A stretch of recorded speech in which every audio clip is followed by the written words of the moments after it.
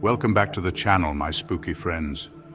Tonight we're sinking our teeth into the kind of darkness that festers in the forgotten corners of the world. We're talking about those gaping wounds in the earth left behind by industry and greed, places where echoes linger long after the sounds have faded. Haunted quarries. We've got 3 bone-chilling tales of these eerie landscapes for you tonight. Stories whispered by the locals, tales of tragedy, restless spirits, and things best left undisturbed. So lock your doors, close your curtains, and maybe grab a nightlight. Or don't if you dare. Whatever makes you feel safe, or maybe a little less scared. Tonight we delve into 3 creepy legends of haunted quarries. Get ready for some horror stories. Our first stop takes us to a place known only as the Screaming Quarry. Now, I can't pinpoint this one on a map for you. It's one of those places locals talk about in hushed tones, passed down through generations like a whispered warning. But if you ever find yourself on a desolate stretch of highway, darkness closing in, and you hear an echo in the distance, a sound that chills you to the bone, well, you might be getting close. See, this quarry, it wasn't always a place of sorrow.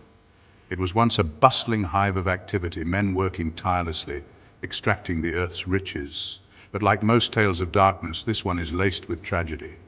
A catastrophic collapse, a rumble that shook the ground for miles, swallowed the quarry whole. They say the screams of the trapped miners went on for days, echoing through the valley until finally silence descended, heavier than the tons of rock that sealed their fate. Now the quarry stands empty, a monument to the lives lost, a scar on the landscape. But the silence, they say, is deceptive.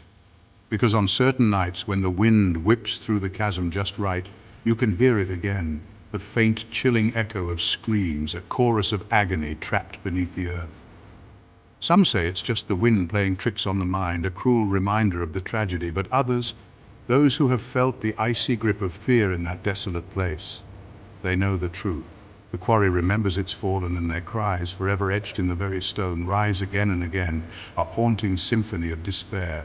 Locals tell of hikers lured off the beaten path by a strange curiosity, their laughter swallowed by the oppressive silence as they venture closer to the quarry's edge.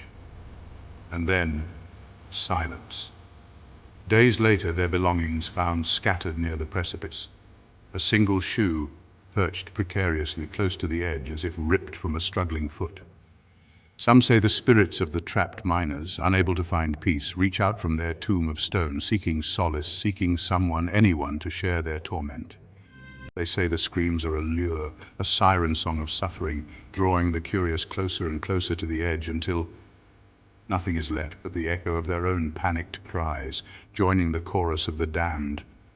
Even the bravest souls, those who scoff at ghost stories and laugh in the face of fear, even they tread lightly near the Screaming Quarry, because in that desolate place the line between reality and nightmare blurs, and the earth itself seems to whisper a warning. It's a reminder that some wounds, some tragedies run so deep, they scar not just the land, but the very fabric of existence, leaving behind an echo of pain and suffering that time itself can't erase. Our next tale takes us to Blackstone Quarry, a place steeped in a different kind of dread. This quarry, unlike the Screaming Quarry, didn't meet a sudden, violent end. No, Blackstone Quarry slowly bled out, its lifeblood of industry drying up until it was nothing but a hollow shell, a graveyard of forgotten labor. The equipment sits idle, rusting giants standing sentinel over the silent pit. The buildings are empty, windows like vacant eyes staring out at the world that moved on without them. And yet locals will tell you Blackstone Quarry isn't as abandoned as it seems, because within its silent depths, beneath the skeletal remains of cranes and conveyor belts, a different kind of industry continues. A spectral workforce, bound to their task for eternity, toils on. They are the phantom miners of Blackstone Quarry. It's said that on the nights when the moon hangs heavy in the sky, casting long, skeletal shadows across the quarry floor, you can see them. Silhouettes of men hunched over in the darkness, pickaxes rising and falling with a rhythmic thud that seems to vibrate in your chest. Even though you know no living soul would be working at this hour, some say they're just echoes of the past. Imprints left on a place where men spent their lives, their sweat and toil seeping into the very stone, residual energy replaying like a broken record. But others, they claim to have seen the phantom miners up close. They speak of cold, empty eyes staring out from beneath dusty helmets, of ghostly hands, translucent and shimmering, that seem to pass right through solid objects. They say the phantom miners are trapped, bound to repeat their final shift for all eternity, their souls unable to find peace, their bodies forever entombed within the quarry walls. One story tells of a young photographer drawn to the eerie beauty of Blackstone Quarry. He'd heard the legends, of course, but dismissed them as local folklore. He set up his tripod on the edge of the pit, the moon casting an ethereal glow on the scene below. As he worked, he noticed them, figures moving in the shadows at the bottom of the quarry.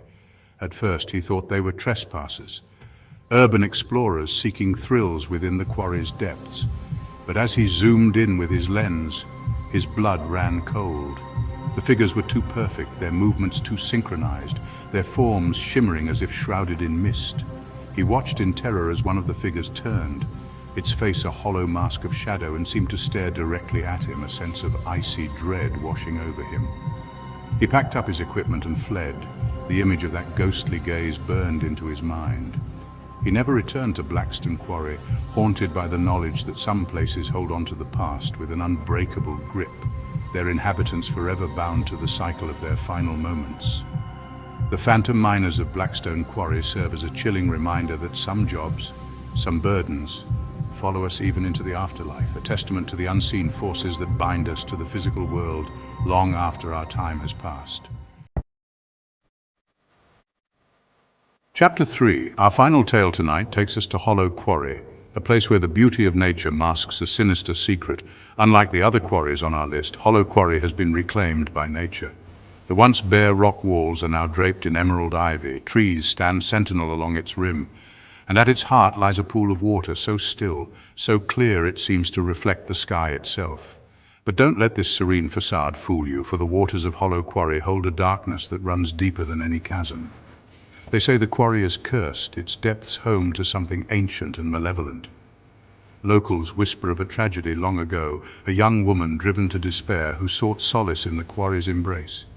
They say she threw herself into the water, her final desperate cries swallowed by the depths. Now legend has it that her sorrow, her despair, seeped into the very water, poisoning it with her anguish. They say those who swim in the quarry's waters, tempted by its cool, inviting embrace, never return the same.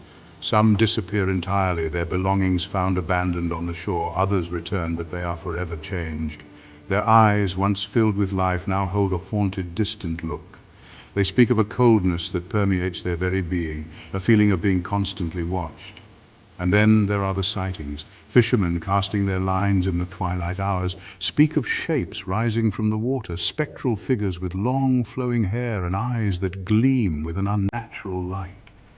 They say the figures reach out from the water, their touch said to be colder than ice.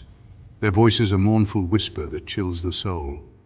One story tells of a group of teenagers out for a night of dares and bravado.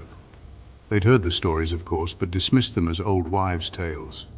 They dared their friend, a young man known for his fearlessness, to swim across the quarry's widest point. He accepted, eager to prove his courage. He dove into the water, his laughter echoing across the still surface. But the laughter soon turned to screams, desperate cries for help that sent chills down the spines of his friends. They watched in horror as he thrashed in the water, an unseen force seeming to drag him down. Then, as quickly as it started, it was over. The water calmed, the young man vanishing beneath the surface. Search parties scoured the quarry for days, but his body was never found.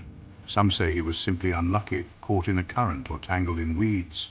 But others believe the quarry claimed him, his lifeblood a sacrifice to appease the sorrowful spirit that resides within its depths. The cursed waters of Hollow Quarry stand as a stark reminder that some places are best left undisturbed, their beauty masking a darkness that runs deeper than we can comprehend. A chilling testament to the power of despair and the enduring presence of those who find their final resting place in the unforgiving embrace of water. So there you have it, my fellow night owls.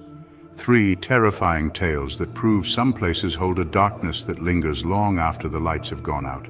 If you find yourself near a desolate quarry, remember these stories. Listen for the screams, watch for the shadows, and whatever you do, stay away from the water. If you enjoyed this descent into darkness, be sure to give this video a thumbs up and subscribe to the channel for more spine-chilling stories. And if you're feeling brave, share your own encounters with the unexplained in the comments below. Let's keep each other up at night. Until next time, my friends, sleep tight, if you can.